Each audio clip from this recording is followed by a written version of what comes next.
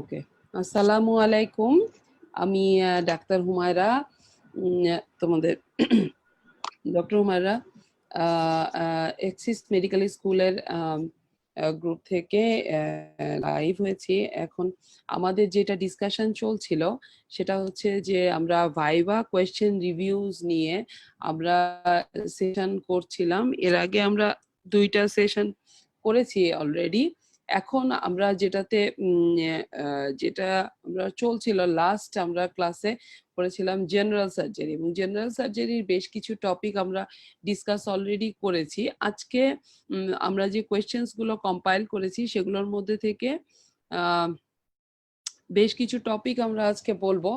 একটা হচ্ছে যে ব্লাড ট্রান্সফিউশন, হ্যাঁ, বেশ কিছু টপিক আমরা ডিসকাস করতে চাই। একটা হচ্ছে ব্লাড ট্রান্সফিউশনের সাথে মিসম্যাচ ব্লাড ট্রান্সফিউশন এবং ম্যাসিভ ব্লাড ট্রান্সফিউশনের রিকুইজিশন, ইন্ডিকেশনস এবং কি কি প্রিকশনস, ডোনারের কি কি ধরনের প্রিকশনস দরকার, এই ব্যাপারগুলোকে কিন্তু আমাদের প্রিন্সিপালস অফ সার্জারিতে ব্লাড ট্রান্সফিউশন রিলেটেড কোয়েশ্চেন্স গুলো আসে। আচ্ছা, এছাড়া আমরা যে টপিকগুলো নিয়ে একটু আলাপ করব আজকে, যে সেটা হচ্ছে যে ম্যাসিভ হেমোরেজ বা হেমোরেজ হলে হেমোরেজের বিভিন্ন টাইপস নিয়ে কথা আসে, কোয়েশ্চেন আসে। অ্যাকিউট হেমোরেজ, তারপর হচ্ছে হেমোরেজ কিভাবে কন্ট্রোল করতে হয়। আরেকটা জিনিস যেটা কমনলি আসে সেটা হচ্ছে secondary haemorrhage, reactionary haemorrhage, primary haemorrhage বলতে আমরা কি বুঝি, হেমোরেজ কিভাবে কি কি প্রসেসে কন্ট্রোল করা যায়, এটা এটা আমরা ইনশাল্লাহ আজকে ডিসকাস করব। আর আমরা যেটা ডিসকাস করব সেটা হচ্ছে যে শকেরও কিন্তু অনেকগুলো টাইপস আছে, এবং যে অবস্ট্রাকটিভ শক, সার্কুলেটরি শক, হেমোরেজিক শক, কোন শকটা কখন কিভাবে আসে এবং কিভাবে প্রেজেন্ট করে সেটা নিয়ে আমাদের কোয়েশ্চেন্স আসে কিছু কিছু। এছাড়া আমরা যখন কোয়েশ্চেন্স গুলো রিভিউ করেছি তখন কিছু দেখা যাচ্ছে টার্ম আসছে, বিভিন্ন বোর্ডে বিভিন্ন ভাবে এই কোয়েশ্চেন গুলো আসছে। সার্স কাকে বলে, মোডস কাকে বলে, তারপরে হচ্ছে যে সেপসিস কি, এই টার্মিনোলজি গুলোকে আমরা ডিসকাস করব। তো এই প্রথমেই এই টপিক গুলোর ব্যাপারে বলে নেওয়ার মেইন উদ্দেশ্য এটাই যে আমাদের কিন্তু অনেকগুলো টপিকস আছে এবং প্রত্যেকটা টপিকসই কিন্তু কিছু কিছু কোয়েশ্চেন্স আসে। যেহেতু এই কোয়েশ্চেন্স গুলো আসে, আমাদেরকে এগুলো সবগুলো কভার করতে গেলে একটু সুইফট যেতে হবে। এবং আমার মনে হয় যারা যদি তোমরা এই ক্লাস যেহেতু লাইভ ক্লাস থেকে যায়, সেহেতু এগুলো পরবর্তীতে রিভিউ করে বা স্ক্রিনশট নিয়ে বা পজ করে স্লাইড গুলো আবার ভালো করে, যদি আমি একটু টান দিয়ে চলে যাই, আমি মেইন জিস্ট পয়েন্ট গুলোকে ফোকাস করব যে আমাদের ভাইবা বোর্ডে আনসার করার সময় এই পয়েন্ট গুলো বলে যেতে হবে। অনেক ক্ষেত্রে স্লাইডে হয়তো এক্সপ্লানেশন আছে, সেটাতে আমি বেশি ডিটেলসে যাব না, কারণ আমাদের অলরেডি 9:45 বাজে। আমরা শুরু করি ইনশাল্লাহ।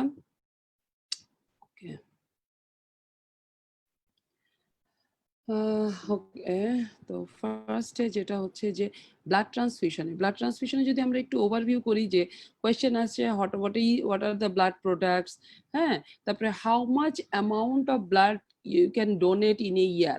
এটা আসলে এই ধরনের কোয়েশ্চেনটা একটু ট্রিকি কোয়েশ্চেন। আসলে একটা মানুষ হোল ব্লাড যেটা সর্বোচ্চ দিতে পারে, 1 ব্যাগ ব্লাড 450 ml, এবং হোল ব্লাডে থাকে 450 ml। আর ওদিকে তুমি প্রতি 4 মাস অন্তর অন্তর, আমরা জানি আরবিসি লাইফ স্প্যান হচ্ছে 120 দিন, সুতরাং 4 মাস অন্তর অন্তর ব্লাড দিতে পারবে। তাহলে 4 মাস পরে তার মানে প্রতি বছরে কয় ব্যাগ ব্লাড দিতে পারবে? 3 ব্যাগ ব্লাড দিতে পারবে। তাহলে এইগুলো হচ্ছে ট্রিকি কোয়েশ্চেন, এগুলো জাস্ট মুখে মুখে আনসার করা জানা।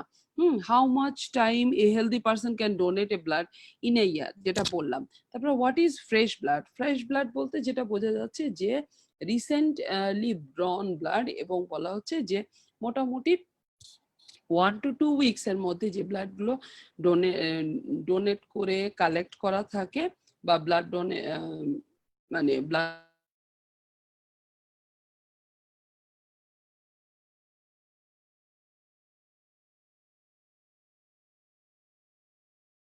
ট্রান্সফিউশন, এগুলো আমরা একটু দেখব।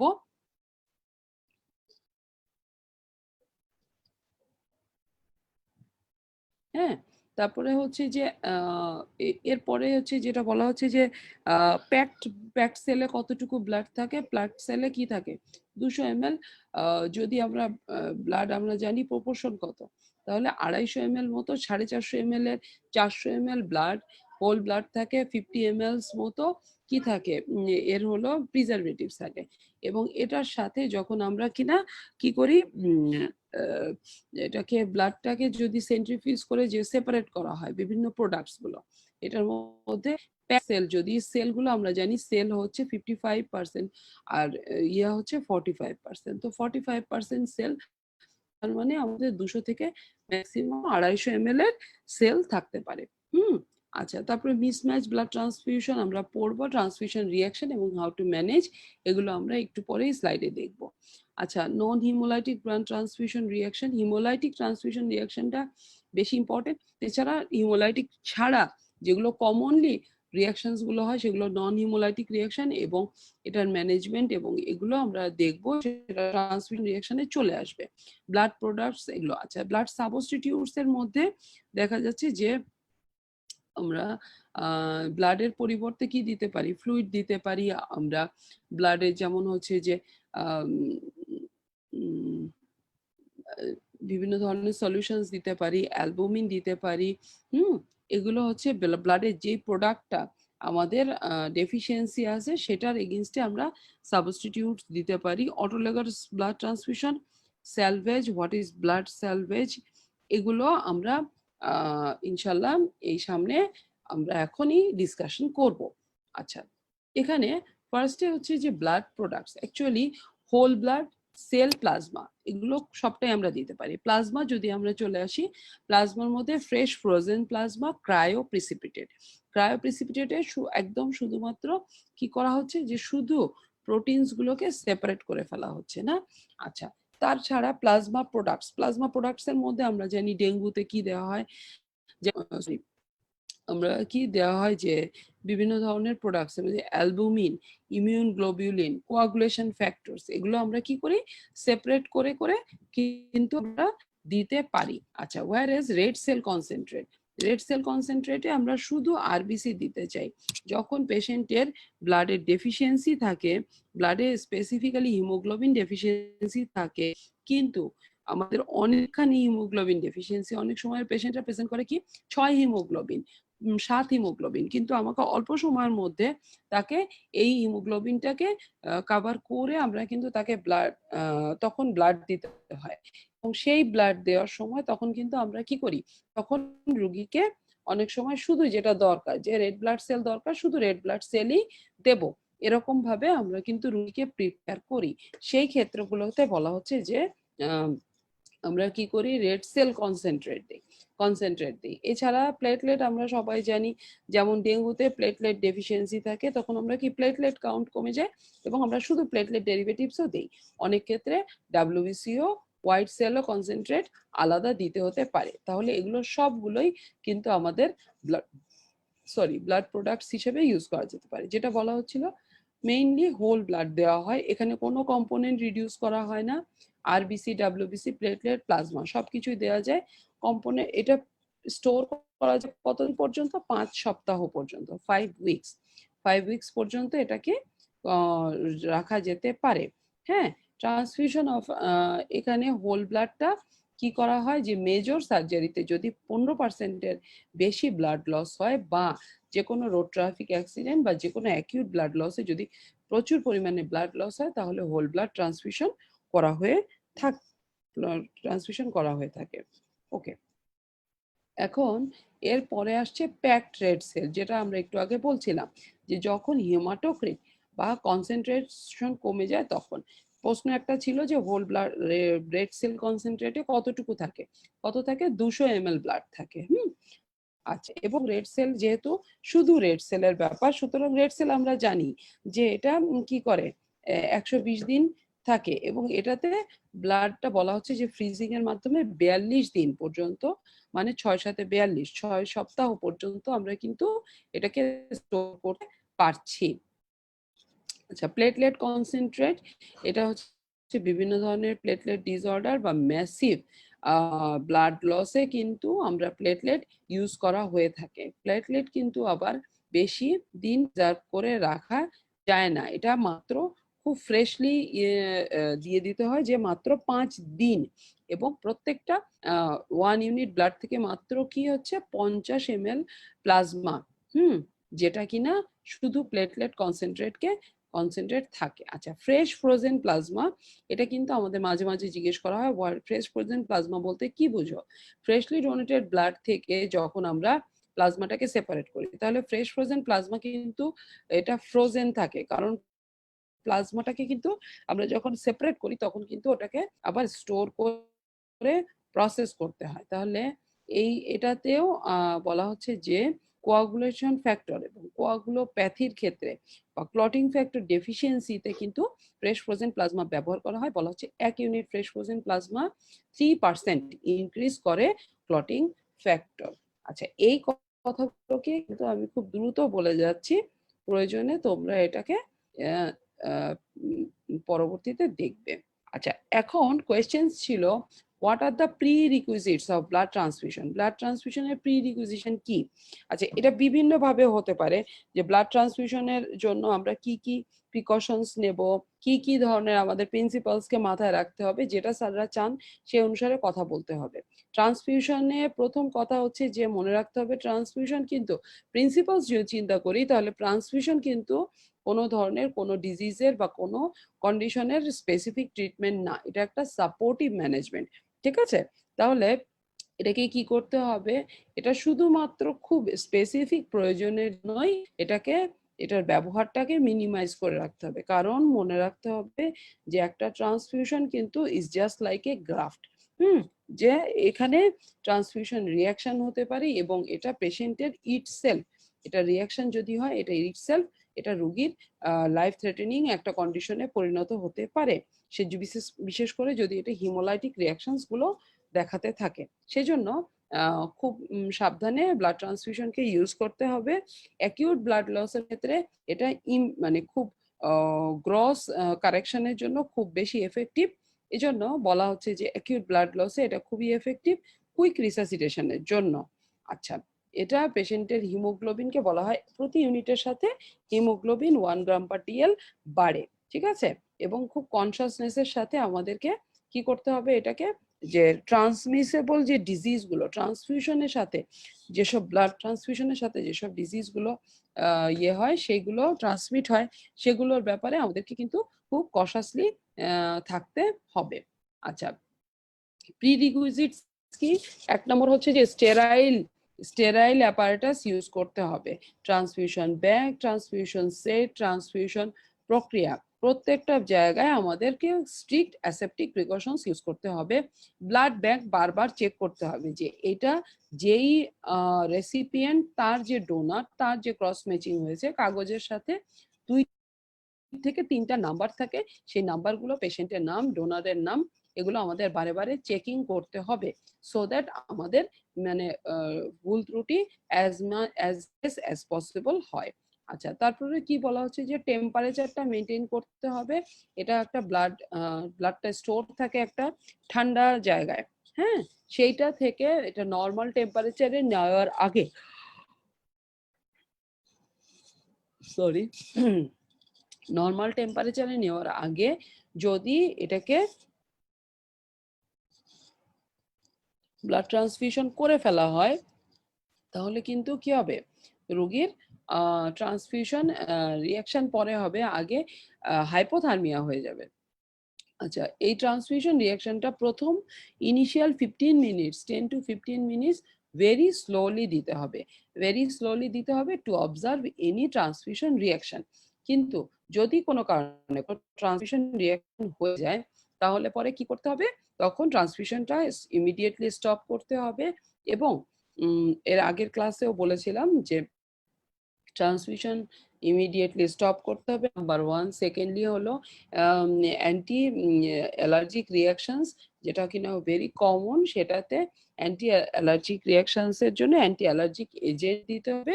থার্ড হচ্ছে যে স্টেরয়েড ইনজেকশন দিতে হবে। ট্রান্সমিশন তো আগে স্টপ করেছি, এরপরে তো ডিউটি ডক্টরকে কল করতে হবে। তার মানে এই অর্ডারগুলো আমাদের ব্লাড ট্রান্সফিউশন অর্ডারে থাকবে। হ্যাঁ, আমরা জানি যে আমরা কিন্তু অস্পিতে ব্লাড ট্রান্সফিউশন অর্ডারটা প্র্যাকটিস করি। আচ্ছা, এখানে একটা বলে রাখা ভালো,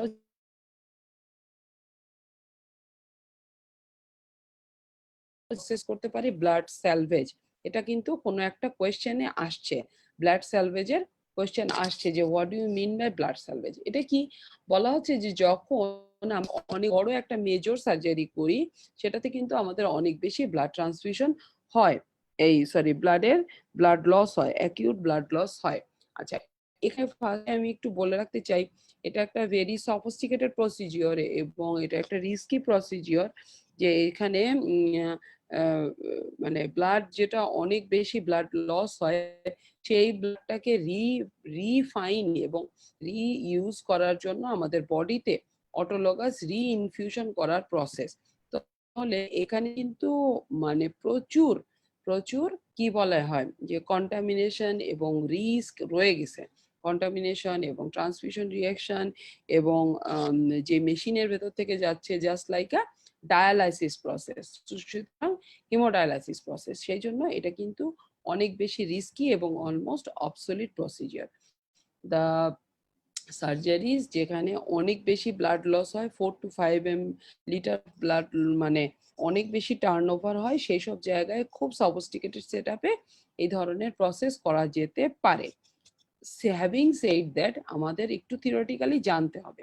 এখানে বলা হচ্ছে একটা ডুয়াল লুমেন সাকশন ক্যাথেটার থাকে, যেখানে যে ব্লাডটা সাকশনের মাধ্যমে, এটা হচ্ছে ফার্স্টে রিজার্ভার একটা দেখা যাচ্ছে জারের মতো, সেটার সাথে হেপারিনাস স্যালাইনকে অ্যাড করা হয়।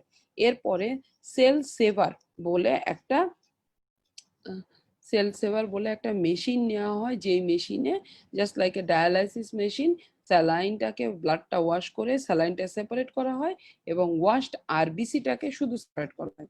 ডাব্লিউবিসি, প্লেটলেট এগুলো বা প্লাজমা এগুলো কোনোটাকেই আমরা ইউজ করব না, শুধু যে ব্লাড থেকে জাস্ট আরবিসিটাকে যদি আমরা নিয়ে নেই, তাহলে সেই আরবিসিটা আমাদের কি হবে, টিস্যু অক্সিজেনেশনে হেল্প করবে এবং এই কাজটাই করা হয়ে থাকে।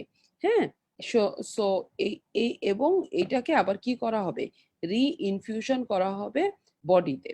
এই প্রসেসটাকে বলা হচ্ছে কি ব্লাড স্যালভেজ। স্যালভেজ মানে হচ্ছে স্যালভেজ শব্দের অর্থ কি, স্যালভেজ মানে হচ্ছে যে ইয়ে করা, বাঁচানো। ঠিক আছে, এটা হচ্ছে স্যালভেজ মানে হচ্ছে বাঁচানো। সরি একটা মিনিট একটু, স্যালভেজ মানে হচ্ছে বাঁচানো। ওকে, তাহলে আমরা কিন্তু মোটামুটি ব্লাড ট্রান্সফিউশনের অনেকগুলো জিনিস পড়ে ফেললাম। এখনো আমরা এখনো ট্রান্সফিউশন রিঅ্যাকশন গুলো পড়ি নাই। আচ্ছা, তাহলে আসো, হ্যাজার্ডস ও hazards, what are the hazards that occur whole blood transfusion, what are the dangers of blood transfusion, complications of blood transfusion, যেটাই আসো মোর অর লেস সব একই টাইপের। তাহলে কমপ্লিকেশনস অফ ব্লাড ট্রান্সফিউশনের মধ্যে আমাদের কি আসছে, যে এটা হলো carefully prepared and supervised blood transfusion is quite safe, কিন্তু কিছু কমপ্লিকেশনস রয়ে যায়। এই কমপ্লিকেশনস গুলো হতে পারে ইমিউনোলজিক্যাল, নন ইমিউনোলজিক্যাল। ইমিউনোলজিক্যাল মানে কি, অ্যালার্জিক রিয়াকশনস, তার মানে আমাদের বডিতে যেসব অ্যান্টিবডিজ থাকে, সেগুলো যদি ট্রান্সফিউশনের ব্লাডের অ্যান্টিজেনের সাথে রিয়াকশন করে, তাহলে তত জেনগুলো সবগুলো অ্যান্টিজেন অ্যান্টিবডি রিয়াকশন হবে এবং এই অ্যান্টিজেন অ্যান্টিবডি রিয়াকশন গুলো কি হবে, ইমিউনোলজিক্যাল রিয়াকশন। এছাড়া নন ইমিউনোলজিক্যাল রিয়াকশনও কিছু হতে পারে, যেমন একটু আগে একটা উদাহরণ দিলাম যে ঠান্ডা ব্লাড যদি আমি বডিতে দিয়ে দেই, তাহলে কি হবে, ভেজোকনস্ট্রিকশন হবে, পেশেন্টের ব্লাড প্রেশার বেড়ে যাবে, প্লাস হাইপোথার্মিয়া হবে। এগুলোর সাথে ইমিউনোলজির কোনো সম্পর্ক নেই। তাহলে এগুলো হচ্ছে কি নন ইমিউনোলজিক্যাল কমপ্লিকেশনস। আচ্ছা, এছাড়া কিছু রিয়াকশন খুব হয় কিউট রিয়াকশন, কিছু হলো কি ডিলেড রিয়াকশন। আচ্ছা, যদি কোনো ইনফেকশাস এজেন্ট এটার মধ্যে, সাপোজ বিডিআরএল, সিফিলিস ছিল, চলে আসলো, ঠিক আছে, সাপোজ এইচবিএসএইচজি পজিটিভ পেশেন্টের ডোনার ছিল, তাহলে ওর কাছ থেকে কি হলো, এইচবিএসএইচজি পজিটিভ মানে এইচবিএস হেপাটাইটিস বি এর ইনফেকশন আমার শরীরে ঢুকে পড়লো, তাহলে এগুলো হবে কি ইনফেকশাস কমপ্লিকেশনস। আর নন ইনফেকশাস কমপ্লিকেশনসও হতে পারে। আচ্ছা, কমনেস্ট ট্রান্সফিউশন কি ফেব্রাইল আর haemolytic, A H R F, ঠিক আছে? এই সব জায়গায় কিন্তু কি করতে হবে, প্রথমেই হচ্ছে ব্লাড ট্রান্সফিউশন বন্ধ করতে হবে। আচ্ছা, প্রথম যদি অ্যালার্জিক রিয়াকশন হয়, যেটা কিনা মোস্ট কমন, এবং এটা আমাদের জানতে হবে ওয়ার্ডে কাজ করার সময় বা অ্যাজ এ ইন্টার্নি, এবং প্র্যাকটিক্যাল পারপাসে যদি যেহেতু তোমাকে জানতে হবে, তো তোমার টিচার চাবে যে তুমি এই কোয়েশ্চেনগুলো আনসার করতে পারো। তাহলে মাইল্ড রিয়াকশন যদি হয় তাহলে কি হবে, ফেশিয়াল ফ্লাশিং হবে, এবং কি বলে র্যাশ হবে। এবং সবচেয়ে বলা হচ্ছে যে কমনেস্ট ব্লাড ট্রান্সফিউশন রিয়াকশনের যে ফিলিং অফ সামথিং, কি সামথিং রং, এই কথাটা বলা আছে বইতে, যে feeling of something something wrong. Patient বলবে আমার কেমন যেন লাগছে, আমার কেমন যেন লাগছে, সে he or he will be unable to explain যে কি হচ্ছে। আচ্ছা, এর পরে যেটা হচ্ছে ওই যে যেটা ছিল অ্যাংজাইটি, তাহলে কি হবে, ডিসনিয়া হবে, শ্বাসকষ্ট হতে পারে, ব্লাড প্রেশার ফল করবে। এগুলো হচ্ছে অ্যালার্জিক রিয়াকশন। আচ্ছা, ফেব্রাইল কিছু রিয়াকশন হতে পারে, পেশেন্টের হঠাৎ করে সাডেনলি হাই টেম্পারেচার আসতে পারে। হাই টেম্পারেচার, পেশেন্টের সাডেনলি কিন্তু হাই টেম্পারেচার আসতে পারে, খুব বেশি বডিলি তোমার টেম্পারেচারটা হাই টেম্পারেচার আসতে পারে।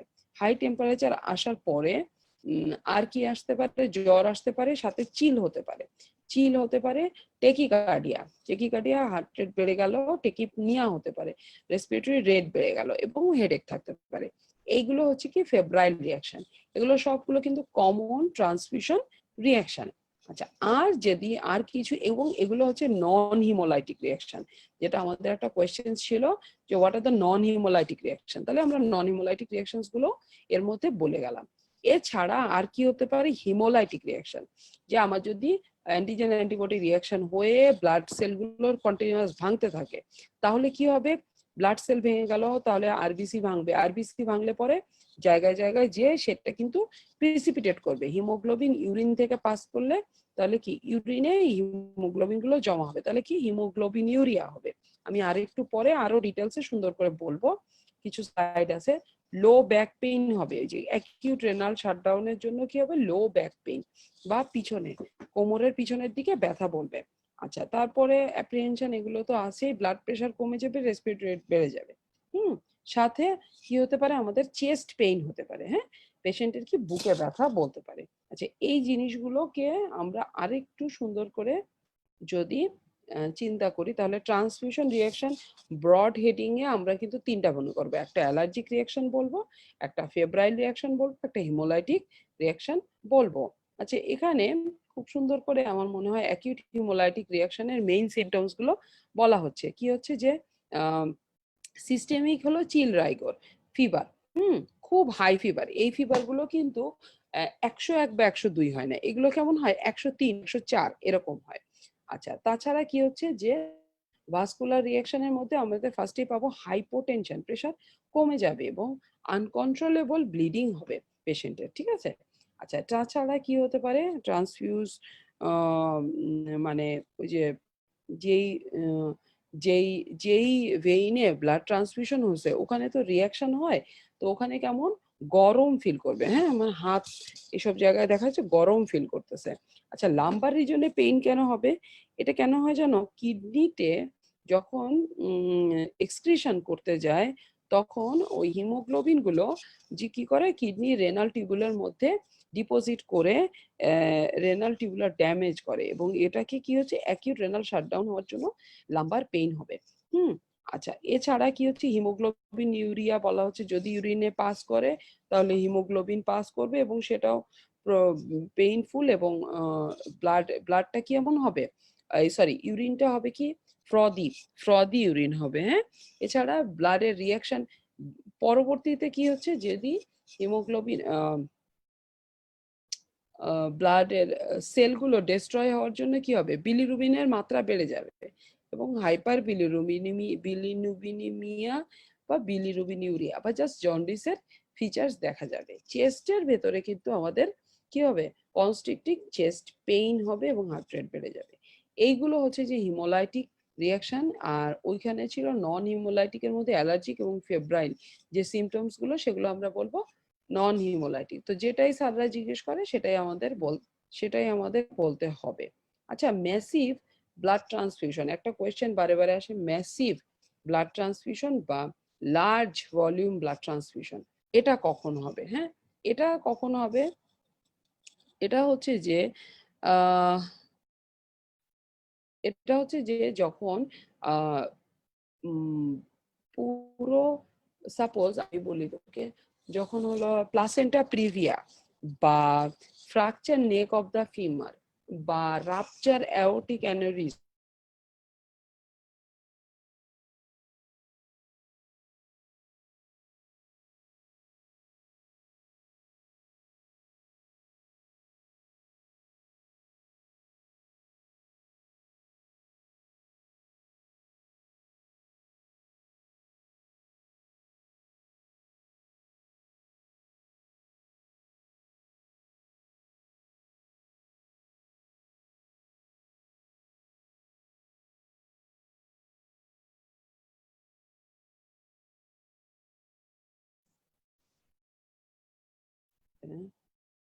আমাদের মনে হয় একটু নেটওয়ার্কের প্রবলেম হয়েছিল।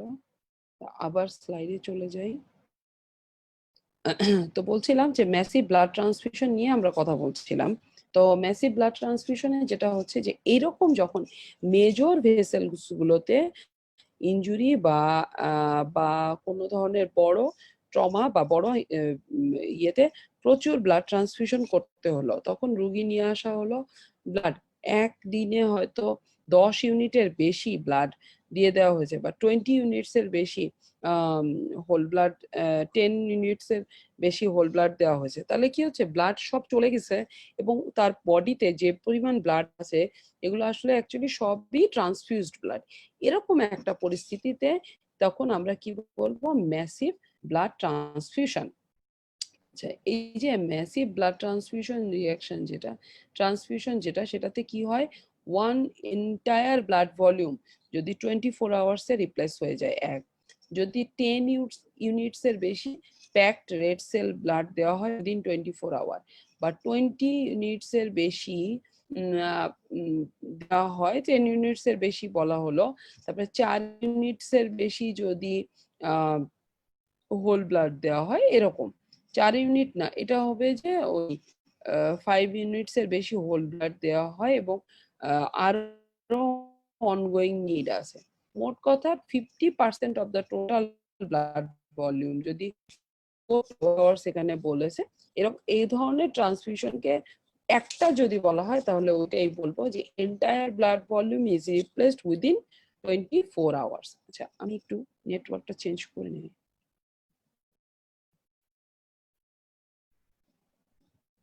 আচ্ছা, এর সাথে আরেকটা জিনিস বলা হচ্ছে লেথাল ট্রায়াড। লেথাল ট্রায়াডটা কি? লেথাল ট্রায়াড হচ্ছে যে ম্যাসিভ ব্লাড ট্রান্সফিউশনের জন্য যদি একটা পেশেন্টের অ্যাসিডোসিস ডেভেলপ করে, কেন অ্যাসিডোসিস ডেভেলপ করবে? যে ডিউ টু প্রচুর আমাদের যে ব্লাড ট্রান্সফিউজ ব্লাডের ভেতরে কি থাকে, প্রিজারভেটিভ হিসেবে আমরা কিন্তু অ্যাসিড থাকে, হ্যাঁ, ইডিটিএ থাকে। এই এই সরি, অ্যাসিড সাইট্রেট ডেক্সট্রোজ থাকে। তাহলে এই অ্যাসিডটা কিন্তু আমাদের বেশি বেশি হয়ে যেতে পারে, ওভারলোড হতে পারে, এটা অ্যাসিডোসিস হবে। টেম্পারেচার, হাইপোথার্মিয়া আর সাথে যদি কোয়াগুলোপ্যাথি, তিনোটা জিনিস যখন একসাথে হয় তখন হয়ে যায় কি লেথাল ট্রায়াড।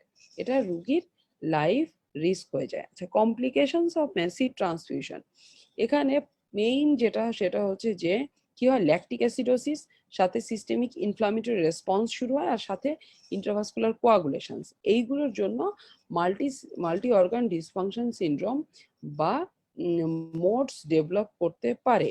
এই এই এই পরিস্থিতিগুলোকে হচ্ছে কি ব্লাড ট্রান্সফিউশনের সাথে। আচ্ছা, আরেকটা জিনিস কি হতে পারে ম্যাসিভ ব্লাড ট্রান্সফিউশনে, কোয়াগুলোপ্যাথি হতে পারে। কোয়াগুলোপ্যাথিটা বলা হচ্ছে যে এই যে ট্রান্সফিউশন রিয়াকশনের জন্য কোয়াগুলোপ্যাথি হতে পারে। এছাড়া বলা হচ্ছে যে ওই যে যেটা বললাম অ্যাসিড সাইট্রেট ডেক্সট্রোজ, যেটা সাইট্রেট টক্সিসিটি হতে পারে। আমি এগুলোকে একটু টান দিয়ে চলে যাব। হাইপার ক্যালেমিয়া, প্রচুর পরিমাণে সেল যখন ডিস্ট্রয় হয় তখন ইন্ট্রাসেলুলার পটাশিয়াম গুলো ব্লাডে বের হয়ে আসে, এবং পটাশিয়াম আমরা জানি যে নর্মাল রেঞ্জের খুব ছোট একটা রেঞ্জ, 3.5 থেকে 5.5 মিলিগ্রাম পার লিটার, এটা থেকে একটু বেড়ে গেলেই কিন্তু আমাদের হাইপার ক্যালেমিয়া, যে কিনা অনেক বেশি লিথাল ফর হার্ট এবং আমাদের শরীরের জন্য। আচ্ছা, হাইপোথার্মিয়া হতে পারে, এছাড়া হাইপোম্যাগনেসিমিয়া হতে পারে।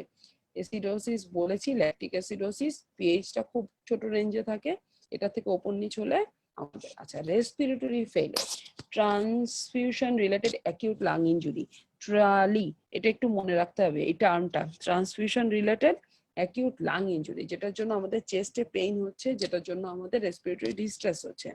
এছাড়া কি হতে পারে, সিস্টেমিক ইনফ্লামেটরি রেসপন্স সিনড্রোম, যদি ইনফেক্টেড ব্লাড এসে যায় তাহলে সেপসিস হতে পারে, যদি অনেক বেশি কোয়াগুলেশন রিঅ্যাকশন হয়ে যায় তাহলে কি কোয়াগুলোপ্যাথির জন্য থ্রম্বোটিক রিঅ্যাকশন বা পরবর্তীতে ডিসেমিনেটেড ইন্ট্রাভাস্কুলার কোয়াগুলেশন। আমি যে কথাগুলো বললাম এই শব্দগুলো যেগুলো স্পেসিফিক্যালি, এই শব্দগুলো বলতে পারলে আর ব্লাড ট্রান্সফিউশন রিঅ্যাকশনের কিচ্ছুই লাগবে না, এই বড় বড় পাতা ভর্তি জিনিস কিছু লাগবে না। আচ্ছা, এইখানে এখন তাহলে আমরা মোটামুটি একটা টপিক থেকে কিন্তু শেষ করে গেলাম, সেটা হচ্ছে যে ব্লাড ট্রান্সফিউশন এবং ব্লাড ট্রান্সফিউশন রিঅ্যাকশন। ঠিক আছে, এই জিনিসটা মোটামুটি আমরা তাহলে আমরা ব্লাড ট্রান্সফিউশন রিঅ্যাকশনগুলো কি কি টাইপের, অ্যাকিউট হিমোলাইটিক, নন হিমোলাইটিক রিঅ্যাকশনস কিভাবে এবং ম্যানেজ কিভাবে করব, অর্ডার কিভাবে দেব, কোন জিনিসগুলো প্রিরিকুইজিশন করব, এই জিনিসগুলো আমরা কিন্তু মোটামুটি শেষ করে গেলাম। এগুলোই আমাদের বলা হচ্ছে ব্লাড ট্রান্সফিউশন থেকে কিন্তু কোয়েশ্চেন সলভ মোটামুটি পাওয়া গেছে। আচ্ছা, এরপর আমরা যেটা টপিকে ঢুকবো সেটা হচ্ছে কিন্তু খুব ইম্পর্টেন্ট সার্জিক্যাল টপিক, সেটা শুধুমাত্র যে কোয়েশ্চেন্স গুলো আমি পেয়েছি সেই কোয়েশ্চেনের আলোকেই ছোট করে ডিসকাস করব। সেটা হচ্ছে পেরি অপারেটিভ কেয়ার, মানে preoperative and postoperative. Preoperative preparations or assessments, কি কি ইনভেস্টিগেশনস আমরা করি সেটা একটু শর্টে বলবো। আর পোস্ট অপারেটিভ কমপ্লিকেশনস, হ্যাঁ সরি, পোস্ট অপারেটিভ নর্মালি আমাদের কি কি জিনিস মনিটর করতে হবে আর কোন কোন পোস্ট অপারেটিভ কমপ্লিকেশনস হতে পারে। এটা আমরা চলে যাই এখন পেরি অপারেটিভ প্রিপারেশনসে। আচ্ছা বাবারে, আচ্ছা, পেরি অপারেটিভ কোয়ারে কি কি কোয়েশ্চেন্স আমাদের আসতেছে আমরা এটা প্রথমে একটু দেখি।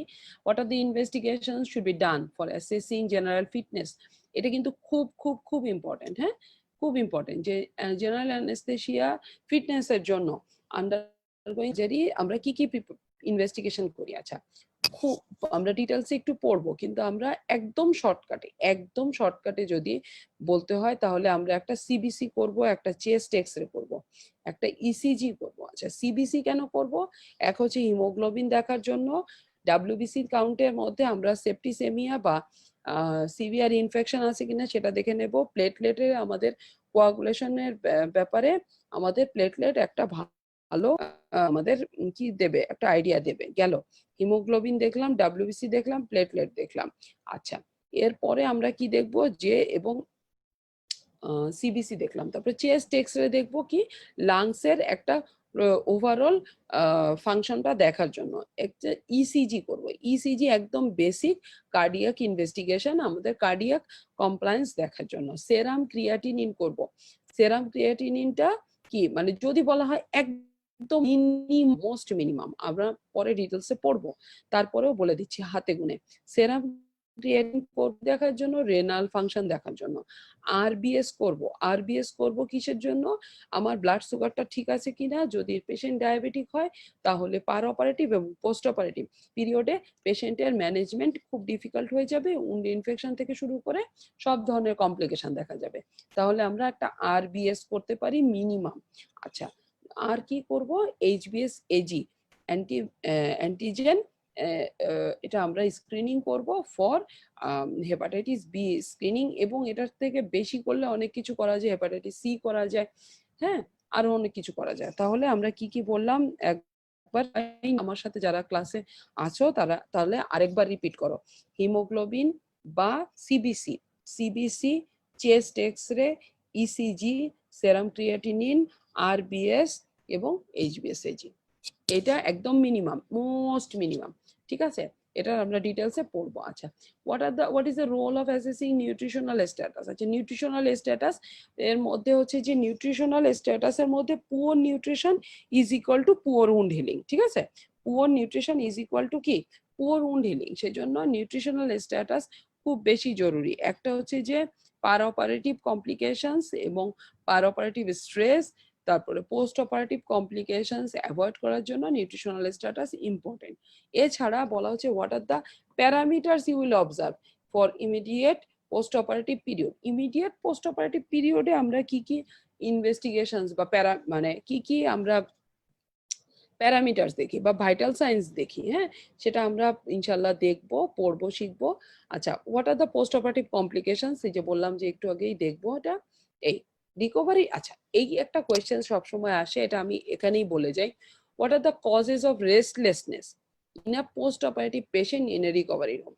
আদারওয়াইজ এভাবেও বলা হয় যে patient is transfer to the from OT table to the post-operative bed. Patient is taken half an hour after you go to the post-operative room and you see the patient is restless. এরকম হলে বলা আছে। আচ্ছা, restless বললে কয়েকটা জিনিস restless, এখন patient restless একটা হতে পারে যে পালস, ব্লাড প্রেশার,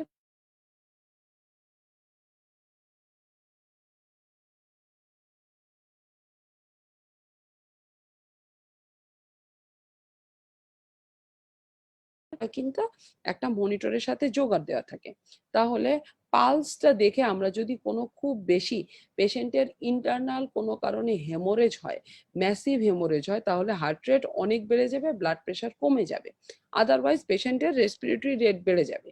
এটা একটা রেস্টলেসনেস হতে পারে, তাহলে আমরা কিন্তু হেমোরেজিক শকের দিকে চিন্তা করব। আরেকটা রেসপিরেটরি ডিস্ট্রেস হতে পারে, এজন্য পেশেন্ট রেস্টলেস থাকতে পারে। যদি পেশেন্টকে জেনারেল অ্যানেস্থেসিয়া দেওয়া হয়ে থাকে এবং পেশেন্টের এখনো পর্যন্ত ভালো করে তোমার হলো রেসপিরেটরি কন্ট্রোল না এসে থাকে এবং পেশেন্টের যদি কোনো কারণে রেসপিরেটরি প্যাসেজে সিক্রেশনস জমা হয়ে থাকে বা রেসপিরেটরি অবস্ট্রাকশন থাকে, তাহলে কিন্তু পেশেন্টের রেস্টলেসনেস বা রেসপিরেটরি ডিস্ট্রেস থাকতে পারে। সেক্ষেত্রে আমরা কি পাবো? স্যাচুরেশনটা কম পাবো, ঠিক আছে? দেখবো পার্শিয়াল প্রেশার অফ অক্সিজেন হয়তো 76, 79, তখন কি করব? তাড়াতাড়ি করে আমরা পেশেন্টকে ল্যাটারাল পজিশন করব, পেশেন্টের সাকশন দেব এবং পেশেন্টের রেসপিরেটরি প্যাসেজটা ওপেন আপ আছে কিনা এটা দেখবো এবং প্রয়োজনে একটা মাউথ গ্যাগ প্লেস করব। এই কথাগুলোই স্যাররা শুনতে চান। এই টাইপের পোস্ট অপারেটিভ রিকভারি রুমে ইমিডিয়েটলি তুমি কি কি করবে। তো এগুলো একটু দিলাম, আর বাদ বাকি পড়াগুলো আমরা এখনই দেখে নেব। আচ্ছা, এখানে হলো হোয়াট আর দ্য, আচ্ছা, সামারি অফ পোস্ট অপারেটিভ। আমি এখানে কিছু কিছু ইম্পর্টেন্ট স্লাইড এখানে নিয়েছি। একটা হচ্ছে যে পোস্ট অপারেটিভ পাইরেক্সিয়া বা পোস্ট অপারেটিভ ফিভার হয়, এটা বিভিন্ন ডেজে বিভিন্ন কারণে হয়। যদি এই স্লাইডটা তোমরা একটু খেয়াল করো তাহলে সেইটা একদম সামারাইজ করা, এর থেকে বেশি আসলে কোনোভাবেই এমবিবিএস লেভেলে প্রয়োজন নাই। এক নম্বর হচ্ছে যে ফার্স্ট ডেতে রিঅ্যাক্টিভ টু ড্রাগ রিয়াকশন চিন্তা করতে হবে। ফার্স্ট ডেতে যদি আমার 102-3 জ্বর আসে, এক হচ্ছে স্ট্রেস বা ট্রমার জন্য টেম্পারেচার হবে স্ট্রেস রিয়াকশন বা systemic response to the stress বা এসআইআরএস। তো এটা একটা। আরেকটা হচ্ছে যে ড্রাগের রিয়াকশনের জন্য কিন্তু আমার ফিভার আসতে পারে। সেকেন্ড ডেতে হচ্ছে যে অ্যাটেলেক্টেসিস। অ্যাটেলেক্টেসিস কি জিনিস? সেটা হচ্ছে যে আমার লাংসের যে অ্যালভিওলাই গুলো, এগুলো ওপেন আপ হয় না এবং due to lack of respiratory movement এবং ল্যাক অফ বডি মুভমেন্ট, তখন কি হয়? পেশেন্টের রেসপিরেটরি মানে লাংসটা আমরা লম্বা করে নিঃশ্বাস নেই না, লাংস এক্সপান্ড করে না, ফলে বেজাল বেজাল যে রিজিয়নের, লাংসের বেজাল রিজিয়নের যে অ্যালভিওলাই গুলো, এগুলো ওপেন আপ হয় না। এগুলো ওপেন আপ না হওয়ার কারণে এই অ্যালভিওলাই গুলোতে কি হয়? ফ্লুইড অ্যাকুমুলেশন হয়। ফ্লুইড অ্যাকুমুলেশন হলে পরে ফাংশনাল লাং ক্যাপাসিটি কমে যায় এবং বেজাল ক্রিপিটেশন পাওয়া যায় এবং এই জন্য রুগীর কিন্তু জ্বর আসে।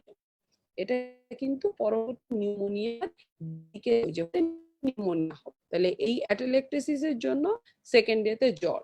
মনে রাখতে হবে পেশেন্টের কিন্তু সার্জারি হয়েছে, সেকেন্ড ডেতে জ্বর আসলে কিন্তু উন্ড ইনফেকশন, ব্যান্ডেজ এগুলো করার কোনো প্রয়োজন নাই, এগুলো পরীক্ষিত প্রমাণিত জিনিস। আচ্ছা,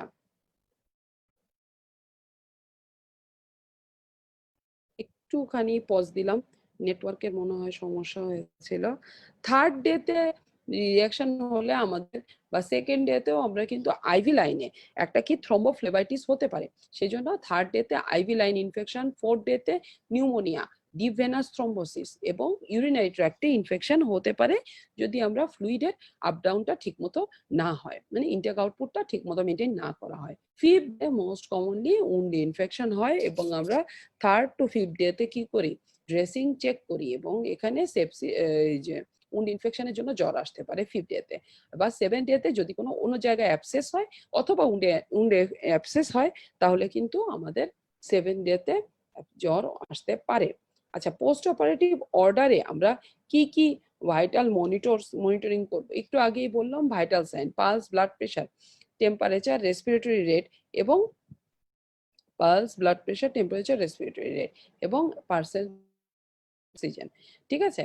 আচ্ছা, এছাড়া আমরা যদি ইসিজি মনিটর দেওয়া থাকে ইসিজিটা মনিটর করতে পারি প্রয়োজন মতো। তাছাড়া ফ্লুইড ব্যালেন্স, এখানে আমাদের কি ইনটেক এবং আউটপুট চার্টটা, রোগীর যদি অনেক বেশি ফ্লুইড টার্নওভার হয় অথবা এমন কোনো জিআই ট্র্যাক্টের এমন কোনো সার্জারি করা হয় যেখানে অনেক বেশি ফ্লুইড আপ ডাউন হয়, সেহেতু তখন কিন্তু আমরা কি করব, ফ্লুইড ব্যালেন্সটার জন্য কিনা আমরা ফ্লুইড ব্যালেন্সটা দেখবো। ফ্লুইড ব্যালেন্স আমরা দেখবো কিভাবে, ইনটেক কতটুকু ফ্লুইড পেশেন্ট হচ্ছে যে ইন্ট্রাভেনাস ফ্লুইডে পাচ্ছে, এনজি টিউবে পাচ্ছে, ইনটেক কতটুকু হচ্ছে এবং আউটপুট।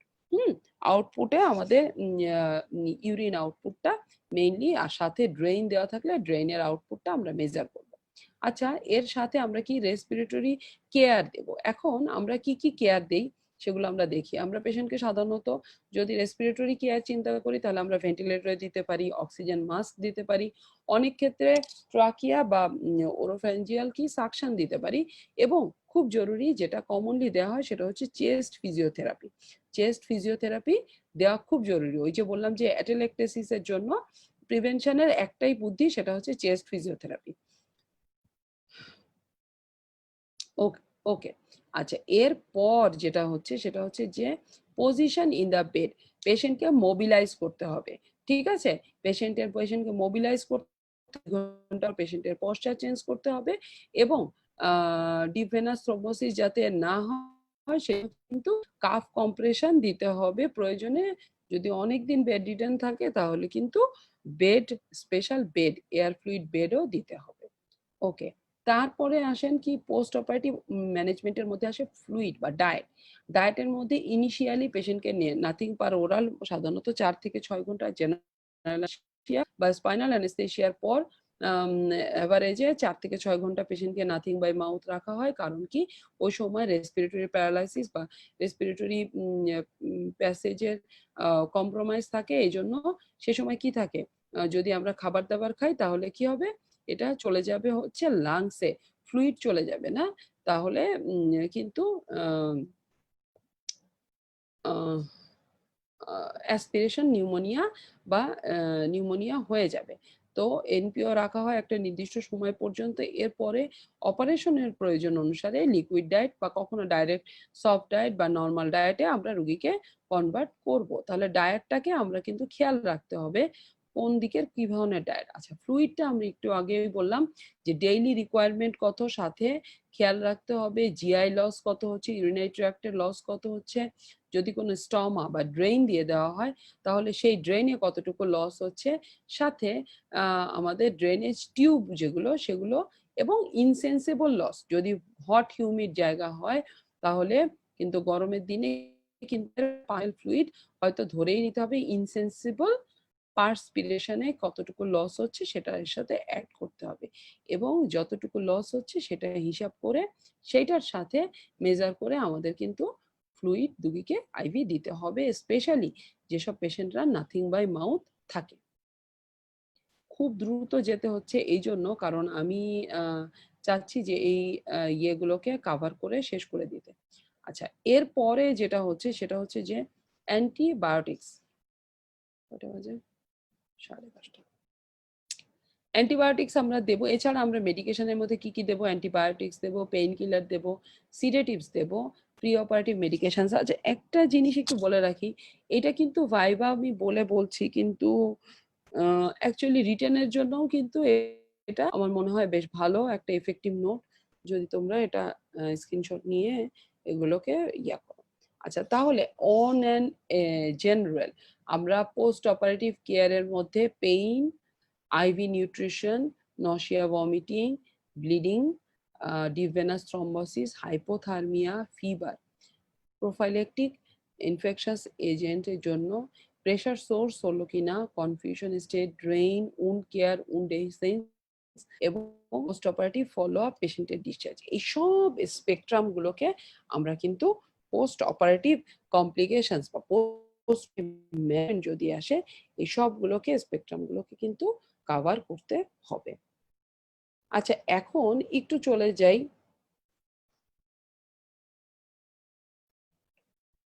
প্রি অপারেটিভ ম্যানেজমেন্টে। প্রি অপারেটিভ ম্যানেজমেন্টের জন্য আমার মনে হয়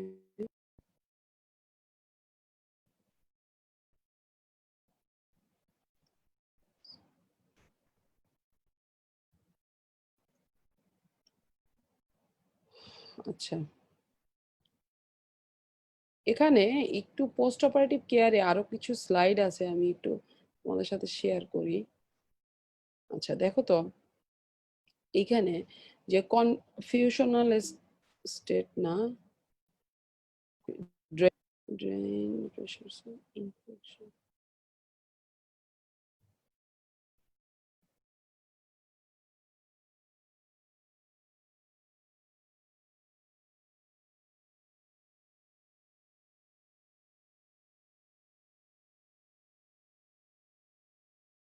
কন্টেন্টটা দেখতে হবে। হ্যাঁ, ড্রেইনের কি ধরনের ড্রেইনের কন্টেন্ট আসছে, এটা কি ফ্রাঙ্ক ব্লাড আসছে নাকি যদি বাইল আসে, এ ধরনের যদি ডাইরেক্ট বাইল কেমন আমরা জানি গোল্ড কালার, ব্লাড যদি ফ্রেশ ব্লাড একদম ব্রাইট রেড ব্লাড, তাহলে আমার কিন্তু ড্রেইন কিন্তু ব্লাড ড্রেইন করার জন্য না। তাকে বুঝতে হবে আমার কিন্তু কন্টিনিউয়াস যদি ব্লাড আসতে থাকে তাহলে আমার ভেতরে কোনো হেমোরেজ, ইন্টারনাল হেমোরেজ হচ্ছে। আবার যদি দেখা যাচ্ছে বাইল আসে, তাহলে আমার কিন্তু বুঝতে হবে যে আমার কোনো biliary লিকেজ হচ্ছে। হ্যাঁ, বা আমরা অনেক ক্ষেত্রে ড্রেইনের কন্টেন্টটা নিয়ে আমরা কিন্তু সাইটোলজি বা করি, যেমন এটা কি পেন ফ্লুইড না, এই ধরনের আমরা ব্রেইনের কন্টেন্টটাকে চেক করবে। এছাড়া আমরা সবাই জানি যে যারা ওয়ার্ডে আমরা যাতায়াত করেছি জানি কি ড্রেনের অ্যামাউন্টটা দেখি এবং ধীরে ধীরে ড্রেনের কালারটা চেঞ্জ হওয়াটা কিন্তু আমরা প্রোগ্রেশন হিসেবে ইউজ করি। আচ্ছা, তো ড্রেনের কাউন্ট অ্যামাউন্টটা যদি ধীরে ধীরে কমে আসে এবং যখন বলা হচ্ছে যে প্রায় 20 to 25 litre ml per day হয়ে যায়, তখন কিন্তু এটাকে রিমুভ করতে পারি এবং সাধারণত ড্রেনটার আমরা কিন্তু ডেইলি হলো এটার কন্টেন্ট দেখব এবং খুব কম হয়ে আমরা ড্রেনটা অফ করব। এই এই জিনিসগুলো হচ্ছে যে ড্রেইনের জন্য। আচ্ছা, ড্রেন নিয়ে অনেক বলা যায়। ড্রেন, আচ্ছা, উন্ড কেয়ার।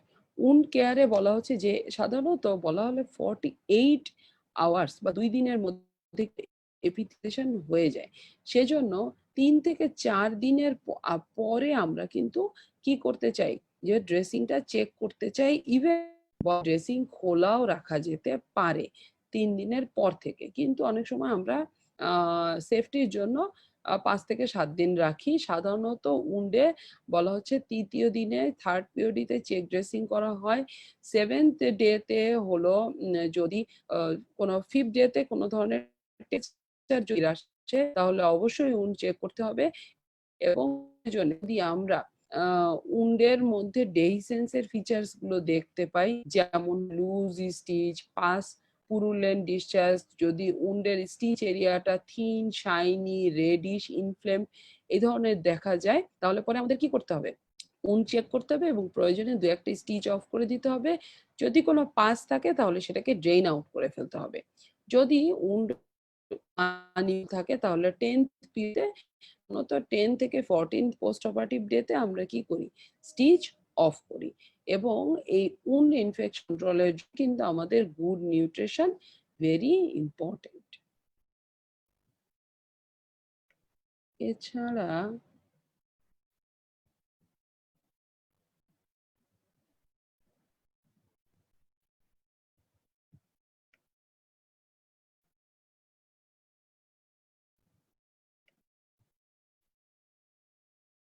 পোস্ট অপারেটিভ নিয়ে যেটা বললাম সেটাতে ওই যে অ্যাটেলেকটেসিস বলো, অ্যাসপিরেশন যদি করে ফেলে, তাহলে এই সব জিনিসের জন্য কিন্তু অনেক সময় নিউমোনিয়া হতে পারে। সাধারণত গ্রাম নেগেটিভ নিউমোনিয়া হয়, সিউডোমোনাস, এবং এটাতে কি করা হয়, সাধারণত অ্যান্টিবায়োটিক, সিক্রেশন, চেস্ট ফিজিওথেরাপি, এইগুলোর মাধ্যমে নিউমোনিয়াকে কন্ট্রোল। আমরা অনেক বেশি ডিটেলস এগুলোতে না যাই। আচ্ছা, এটা বাদ। ওকে। আচ্ছা, এরপরে আমরা যেটাতে যেতে চাচ্ছিলাম সেটা হচ্ছে কিছু প্রি অপারেটিভ ইনভেস্টিগেশনস। এটা কিন্তু পরীক্ষায় আসে। প্রি অপারেটিভ ইনভেস্টিগেশনস এর আগে যেটা আমরা বলেছিলাম যে হুম,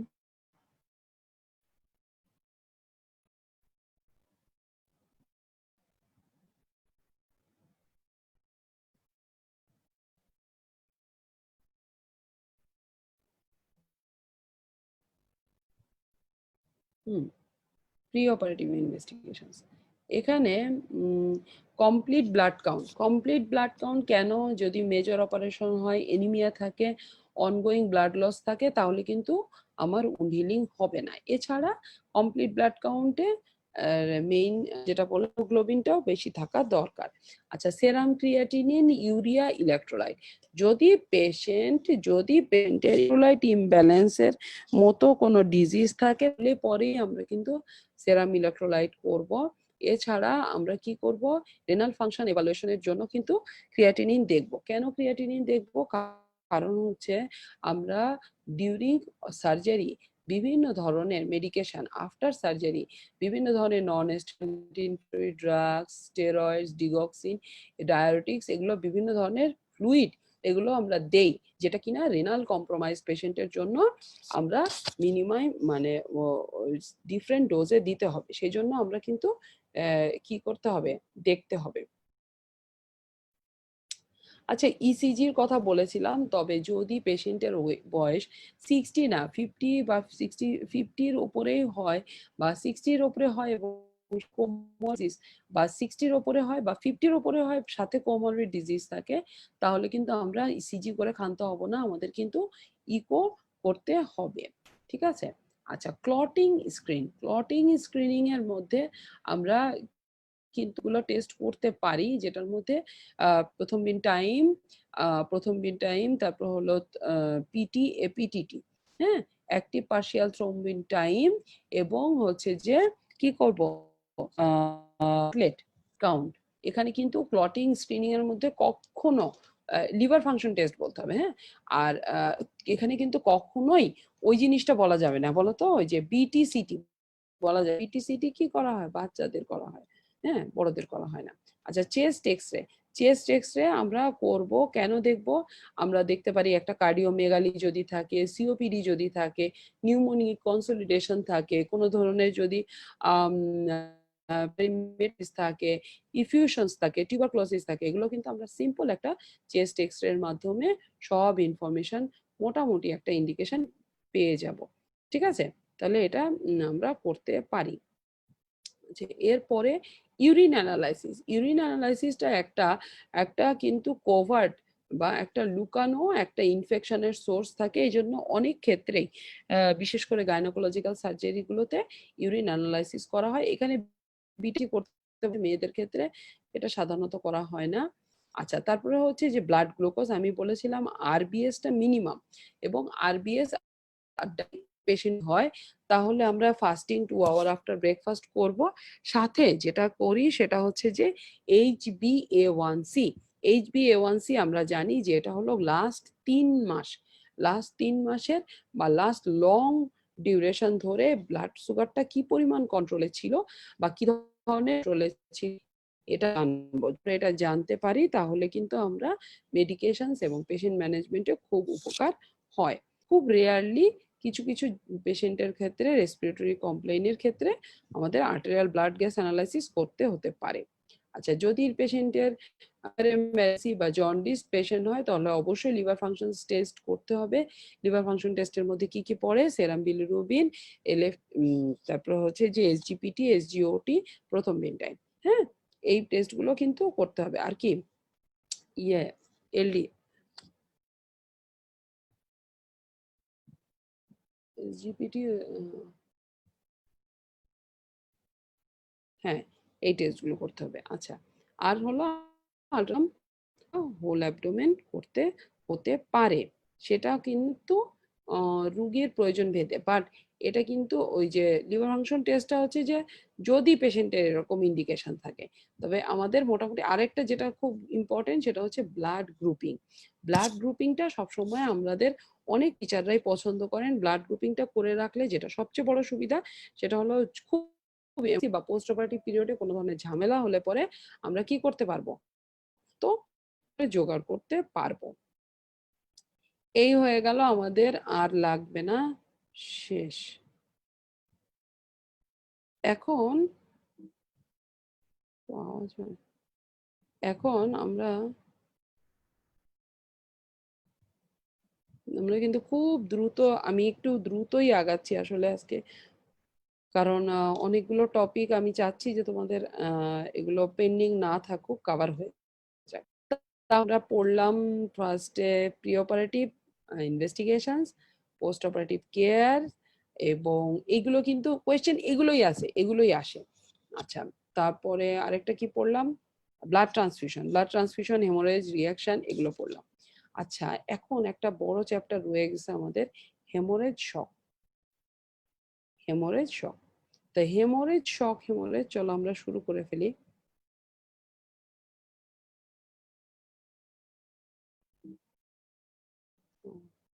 হেমোরেজ শকের মধ্যে একটা কোয়েশ্চেন আছে, ক্লাসিফাই হেমোরেজ। হ্যাঁ, classify haemorrhage according to the duration, options of control of haemorrhage.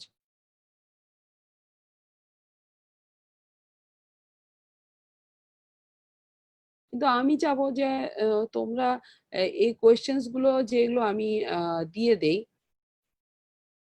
Questions গুলো দিয়ে দিচ্ছি আমি, এই স্ক্রিনশট দিয়ে দিয়ে পোস্টে দিয়ে দেব। তো এই কোয়েশ্চেন গুলো তোমরা নিজেরাও প্রিপারেশন নেবে। হ্যাঁ, সব কোয়েশ্চেন আসলে সলভ করাও পসিবল না। আচ্ছা, হেমোরেজের মধ্যে সেকেন্ডারি রিয়াকশনারি হেমোরেজ কখন কোনটা হয়, সেগুলো, এক্সটার্নাল হেমোরেজের ম্যানেজমেন্ট, ইন্টারনাল হেমোরেজ, এগুলোর মনে হয় না সবগুলো স্লাইড আমি জোগাড় করতে পেরেছি, তারপরেও কিছু কিছু আমি আলাপ করে যাচ্ছি। আচ্ছা, সোর্স অফ ব্লিডিং অনুসারে হেমোরেজ কি কি ধরনের, এক্সটার্নাল, ইন্টারনাল। হ্যাঁ, যেটা যাচ্ছে এপিস্টেক্সিস, নাক থেকে ব্লিডিং হচ্ছে, মুখে হেমাটোমেসিস হচ্ছে, তারপরে হেমাটোকেজিয়া হলো, হেমাটো, যতগুলো আমাদের আছে সেগুলো কি, সেগুলো কিন্তু হচ্ছে যে এক্সটার্নাল হেমোরেজ। ইন্টারনাল হেমোরেজ কেমন? ইন্ট্রাক্রেনিয়াল হেমাটোমা, ব্রেইনের ভেতরে হলো, ইন্ট্রা অ্যাবডোমিনাল, ইন্ট্রাথোরাসিক হেমোরেজ, এগুলো কিন্তু দেখা যায় না। তাহলে ব্লাডে কি বলে, স্টুলে ব্লিডিং হওয়া, এটা কিন্তু এক্সটার্নাল হেমোরেজ। ঠিক আছে, হেমাটেমেসিস, এটা কিন্তু এক্সটার্নাল হেমোরেজ। কারণ কি, হেমোরেজটা আমার প্রকাশ্যে। আচ্ছা, হেমোরেজের মধ্যে আরো টাইপ হতে পারে, আর্টেরিয়াল, ভেনাস আর ক্যাপিলারি, এটা আমরা সবাই জানি। আর্টেরিয়াল জেট ফ্লো হবে, খুব তীরের বেগে আর্টারি ব্লিড করবে। হেমোরেজ, ভেনাস হেমোরেজটা কেমন হয়, একটু ব্ল্যাকিশ ডার্ক কালারের হয়, এবং এটা স্টিডিলি হয়, কোপিয়াস ব্লিডিং হয়। আচ্ছা, আর ব্লাডেরটা আর্টেরিয়ালের সেটা ব্রাইট রেড ইন কালার হয়, জেট ফ্লো হয়, এবং ইভেন এটা পালসেটাইলও হতে পারে।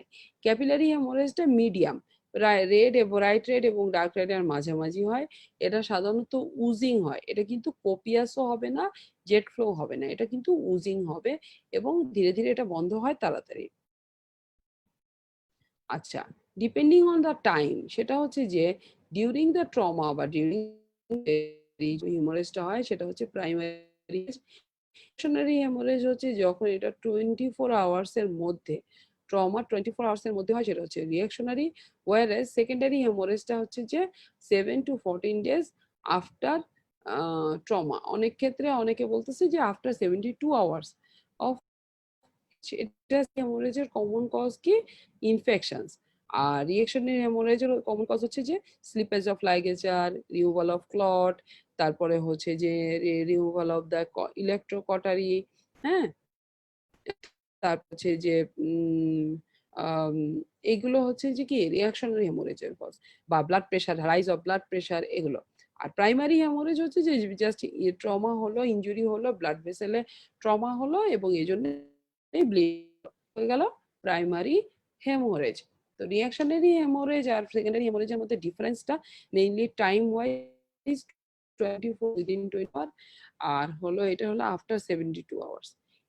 এইটা খুব জিজ্ঞাসা হয় এবং এটা বলতে পারলে এবং কারণগুলো জিজ্ঞেস করা হয়, কারণগুলো বলতে পারলে টিচাররা খুশি হয়। সেকেন্ডারি হেমোরেজের একটা কমন হচ্ছে যে ইনফেকশনের জন্য পরে তাহলে একটা গ্রানুলেটিং উন্ডের মধ্যে ব্লিডিং হওয়া, সেটা সেকেন্ডারি। ওয়ারেস একটা সেকেন্ড পোস্ট অপারেটিভ ডেতে একটা টনসিলেক্টমির পরে বা কি বলে থাইরয়েডেক্টমির পরে সেকেন্ড মানে ফার্স্ট 24 আওয়ার্স এর ভেতরে যে ব্লিডিংটা হয় সেটা হচ্ছে কি রিঅ্যাকশনারি হেমোরেজ। আচ্ছা, আর কি আর হলো যেটা সেটা হচ্ছে যে আমরা হলো blood volume loss. Blood volume loss যেমন হচ্ছে যে যদি 5 ml এর বেশি ভলিউম লস হয় তাহলে মাইল্ড, মডারেট হচ্ছে যে যদি 500 থেকে 1000, সিভিয়ার হেমোরেজ হচ্ছে মোর দ্যান 1 লিটার হয়। আচ্ছা, এটা অ্যাকিউট যদি হলো উইদিন শর্ট টাইমের মধ্যে হয় তাহলে অ্যাকিউট বলা হচ্ছে, তারপরে কিন্তু ক্রনিক হলো বেশি। আচ্ছা, trauma, infection, congenital malformations, surgical intraoperative বা পোস্ট অপারেটিভ এবং সিস্টেমিক ডিজিজের জন্য এরকম বিভিন্ন কারণে আমাদের ব্লিডিং হতে পারে। আচ্ছা, এখন খুবই ইম্পর্টেন্ট একটা প্রশ্ন, সেটা হচ্ছে কিভাবে আমরা হেমোস্টেসিস করতে পারি। এই কোয়েশ্চেনটাও বারে বারে আসে বা অনেক সময় কোয়েশ্চেনের মধ্যে থেকে স্যাররা জিজ্ঞেস করে। স্যারদের এটা কিন্তু অনেক টিচারের প্রিয় কোয়েশ্চেন। কমন যেটা সেটা হচ্ছে যে প্রেশার দিয়ে কিন্তু আমরা হেমোরেজ বন্ধ করতে পারি। এছাড়া হেমোস্ট্যাট বা যেগুলো দিয়ে আমরা আর্টারিটাকে ক্লাম্প করতে পারি। আর তাছাড়া কি কিছু এগুলো হলো মেকানিক্যাল মেথড, এগুলো আমরা হাতে করতে পারি। আর করতে পারি কি, যে আর্টারিটা ব্লিডিং হচ্ছে সেটাকে বেঁধে ফেলে বা লাইগেট করে দিলে পরে কি হলো, চাইলে আমরা মেকানিক্যাল মেথডসে হেমোস্টেসিস করতে পারি। এছাড়া কেমিক্যাল কিছু মেথড আছে, যেমন ইনজেকশন অ্যাড্রেনালিন। যদি আমরা জানি আমরা অ্যাড্রেনালিন কি করে, ভেজোকনস্ট্রিকশন করে। এটা অ্যাড্রেনালিন আমরা ডাইরেক্টলি অ্যাপ্লাই করতে পারি, ইনজেক্ট করতে পারি লোকালি, অথবা সিস্টেমেটিক্যালি ইনজেক্ট করে আমরা জেনারেলাইজ ভেজোকনস্ট্রিকশন করতে পারি এবং ব্লিডিং স্টপ করতে চেষ্টা করতে পারি। আচ্ছা, থ্রোম্বিন যেটা সেটাও একটা কেমিক্যাল এজেন্ট। এছাড়া প্রচুর কেমিক্যাল এজেন্ট আছে যের মধ্যে আমি এক্ষুনি ডিসকাস করব। মাইক্রোফিব্রিলার কোলাজেন, ফিব্রিন গ্লু, বোন ওয়াক্স, এগুলো মনে রাখতে পারলে ভালো। স্পঞ্জ, ন্যাচারালি কোলাজেন স্পঞ্জ বা স্পঞ্জেস্টিন বলে বাজারে পাওয়া যায়। বোন ওয়াক্স, হ্যাঁ, ফিব্রিন গ্লু, এগুলো হচ্ছে যে ডাইরেক্টলি কি, এগুলো হলো কি কেমিক্যাল এজেন্ট, লোকালি ইউজ করা হয়। আচ্ছা, সিস্টেমিক এজেন্টস এর মধ্যে কিছুই না, সিস্টেমিক এজেন্ট বলে কিছু নাই। এটা হচ্ছে রিপ্লেসমেন্ট বা রিসাসিটেশন। কিভাবে, যদি হেমোরেজ হয়ে যায় তাহলে কিন্তু আমরা যেটা লস হয়েছে মেইনলি সেই অনুসারে আমরা ব্লাড বা ব্লাড প্রোডাক্ট দিতে পারি, হোল ব্লাড দিতে পারি, প্লেটলেট দিতে পারি, ফ্রেশ ফ্রোজেন প্লাজমা, ক্রায়োপ্রিসিপিটেট। এটা আমরা আলাপ করে এসেছি। থার্মাল এজেন্টের মধ্যে যেটা কি বলা হচ্ছে ডায়াথার্মি, কটারি, ক্রায়োসার্জারি, হ্যাঁ, ইভেন লেজার করে আমরা কি করতে পারি, যেমন বিভিন্ন আর্টেরিওভেনাস ছোট ছোট ম্যালফরমেশন যেখান থেকে ফ্রিকুয়েন্টলি ব্লিডিং হয় সেখানে আমরা লেজার দিয়ে এটাকে কি স্ক্লেরোজ করতে পারি। ক্রায়ো সার্জারি করতে পারি না, ইলেকট্রোকটারি করতে পারি, ডায়াথার্মি যেটাকে আমরা বলি। আচ্ছা, মেকানিক্যাল মেথডের মধ্যে যে চাপ দিয়ে ধরতে পারি, টর্নিকেট পেঁচাতে পারি, হাতটা উঁচু করে রাখতে পারি, এই ধরনের ব্লিডিং বন্ধ করতে পারি। হিমোস্টেট হচ্ছে যে ক্লাম্প দিয়ে আমরা ডাইরেক্টলি ভেসেলটাকে অক্লুশন করতে পারি। সুচার লাইগেশন আমরা জানি যে বিভিন্ন জায়গায় আর্টারি দিয়ে আমরা কি করতে পারি, বন্ধ করতে পারি। অ্যাড্রিন ইনজেকশন যেটা অ্যাড্রেনালিন যেটা অ্যাড্রিন হিসেবে পাওয়া যায়, এটা ভেজো কনস্ট্রিকশন করে লোকালি বললাম যে 1:1000 ডাইলুশনে করে এটা ডাইরেক্টলি আমরা লোকালিও গজে দিয়ে অ্যাপ্লাই করতে পারি। আচ্ছা, এরপরে আমরা এগিয়ে যাব হচ্ছে যে স্পঞ্জ স্টেন বা জেলেটিন স্পঞ্জ বা স্পঞ্জি ফর্ম বা সার্জি ফর্ম এরকম নামে কতগুলো স্পঞ্জ পাওয়া যায়। এটা বলতে পারলে খুব ভালো যে absorbable gelatine sponge, absorbable gelatine sponge. আচ্ছা, খুব উদাহরণ কি? উদাহরণ হচ্ছে যে সাপোজ গল ব্লাডার অপারেশন হচ্ছে কোলেসিস্টেক্টমিতে, গল ব্লাডার লিভার থেকে উজিং ব্লিডিং হচ্ছে, কিন্তু এটা স্টপ করা যাচ্ছে না, আমরা এটা কি ব্যবহার করতে পারি? জেলাটিন স্পঞ্জ ব্যবহার করতে পারি। আচ্ছা, তারপরে হচ্ছে যে এটা কিন্তু অ্যাবজর্ব হয়ে যায়। আচ্ছা, এছাড়া আমরা বোন ওয়াক্স ইউজ করতে পারি, ঠিক আছে, বোন ওয়াক্স ইউজ করতে পারি। এছাড়া আমরা যেটা বললাম যে ইলেকট্রোকোয়াগুলেশন করতে পারি এবং লেজার ডায়াথার্মিও করতে পারি। আচ্ছা, নেক্সট এইটা দিয়েই আমরা আজকে টপিক শেষ করি।